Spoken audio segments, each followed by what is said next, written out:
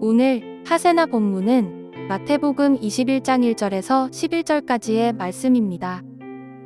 예수와 그 제자들이 예루살렘에 가까이 이르러 올리브 산에 있는 벳박의 마을에 들어섰다. 그때에 예수께서 두 제자를 보내시며 그들에게 말씀하셨다. 맞은편 마을로 가거라. 가서 보면 나귀 한 마리가 매어 있고 그 곁에 새끼가 있을 것이다. 풀어서 나에게로 끌고 오너라. 누가 너희에게 무슨 말을 하거든 주님께서 쓰려고 하십니다 하고 말하여라. 그리하면 곧 내어줄 것이다. 이것은 예언자를 시켜서 하신 말씀을 이루시려는 것이었다. 시온의 딸에게 말하여라. 보아라, 내 임금이 내게로 오신다. 그는 온유하시어 나귀를 타셨으니 어린 나귀, 곧 멍에 매는 짐승의 새끼다. 제자들이 가서 예수께서 지시하신 대로 어미 나귀와 새끼 나귀를 끌어다가 그 위에 겉옷을 얹으니 예수께서 올라타셨다. 큰 무리가 자기들의 겉옷을 길에다가 폈으며 다른 사람들은 나뭇가지를 꺾어다가 길에 깔았다. 그리고 앞에 서서 가는 무리와 뒤따라오는 무리가 외쳤다. 호산나, 다윗의 자손께 복되시다. 주님의 이름으로 오시는 분 더없이 높은 곳에서 호산나. 예수께서 예루살렘에 들어가셨을 때에 온 도시가 들떠서 물었다. 이 사람이 누구냐? 사람들은 그가 갈릴리 나사렛에서 나신 예언자 예수라고 말하였다. 오늘 본문은 예수님을 따르는 사람들이 어떤 방식으로 살아가야 하는지를 보여주는 장면입니다. 예수님이 예루살렘에 들어가시는 이 사건은 겸손함을 넘어 하나님의 나라가 어떻게 이 땅에 임하는지를 아주 분명하게 드러냅니다. 학자들은 예수님의 입성 시기에 예루살렘에는 두 가지 행렬이 동시에 들어갔다고 이야기합니다. 한쪽 편에는 로마 총독 빌라도가 군인들과 말과 전차를 앞세우고 들어옵니다. 힘과 지배와 권력의 행렬이죠. 그리고 반대편에서는 예수님이 오십니다. 나귀 한 마리를 타시고 호위도 없고 군대도 없는 조용한 행렬이었습니다.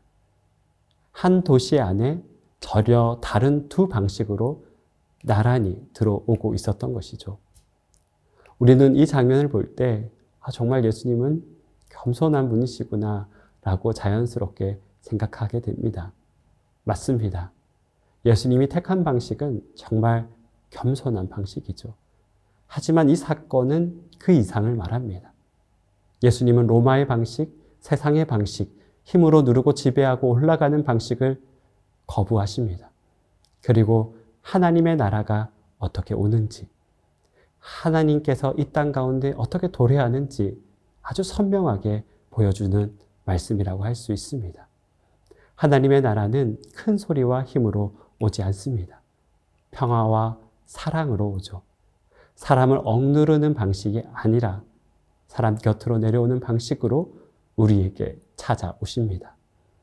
예수님은 그걸 보여주고자 의도적으로 나귀를 선택하신 것이죠.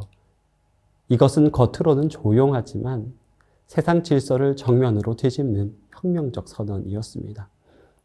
사람들은 호산나 외쳤습니다. 우리를 구원해 달라는 고백이죠. 그런데 그들이 바랬던 구원과 예수님이 가져오신 구원은 전혀 달랐습니다. 그들은 로마를 꺾어줄 강한 힘을 기대했지만 예수님은 죄와 죽음을 깨뜨리는 구원을 가져오셨습니다. 그들의 눈에는 혁명을 바랬지만 예수님은 마음으로부터 시작되는 조용한 혁명을 이루어 갔습니다. 그래서 그들은 환호하다가도 며칠 뒤에는 예수님을 십자가에 넘기게 되는 거죠. 방식이 다르면 예수님을 오해하게 되고 오해는 결국 믿음을 흔들어 놓습니다. 우리가 예수님을 믿는다고 말하면서도 삶의 방식은 빌라도의 행렬을 따라갈 때가 있습니다. 조금 더 가지기 위해 애쓰고 누군가를 이겨야 내 삶에 의미가 있고 내가 올라가야 가치 있다고 생각될 때 우리는 이미 빌라도의 행렬을 따라가고 있는 것이죠. 반대로 예수님의 행렬은 이렇게 말합니다. 세상에서 높아지는 길이 아니라 낮아지는 길을 걸어가라. 나를 위해 살아가는 것이 아니라 한 영혼을 세우는 길을 선택하라. 타인을 통제하고 다스리는 길이 아니라 섬기고 사랑하며 살아가라 라고 말씀하시죠. 예수님을 따른다라는 것은 그분의 방식을 따르는 것입니다. 예수님이 일으킨 혁명은 칼을 들지 않은 혁명이었습니다. 더 큰 소리를 내는 방식도 아니었습니다. 그분은 사랑으로 세상을 바꾸셨고 섬김으로 질서를 뒤집으셨고 십자가로 승리하셨습니다. 그래서 우리가 예수님을 따르면 우리의 삶도 그렇게 되는 겁니다. 누군가를 이기려고 하기보다는 누군가를 세워주는 선택을 하고 내 욕심을 채우기보다는 하나님의 나라의 가치를 지키는 방향을 선택을 하고 나를 높이기보다는 하나님이 기뻐하시는 자리에 머물게 되는 삶. 이것이 예수님의 조용한 혁명입니다. 그리고 제자는 이 길을 따라가는 사람이죠. 예수님은 오늘도 우리에게 조용히 물으십니다. 너는 어느 행렬을 따라가겠느냐? 빌라도의 방식인가? 예수님의 방식인가? 예수님을 고백하는 사람들은 예수님의 방식으로 살아갑니다. 우리의 걸음이 예수님의 행렬에 서 있기를 소망합니다. 그래서 여러분이 예수님의 기쁨이 되는 은혜가 있기를 진정으로 축복합니다. 오늘의 하시조는 주일 예배를 위해 기도하는 것입니다.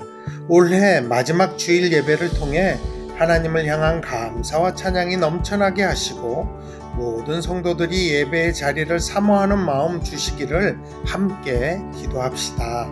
오늘의 하시조 함께 하시죠.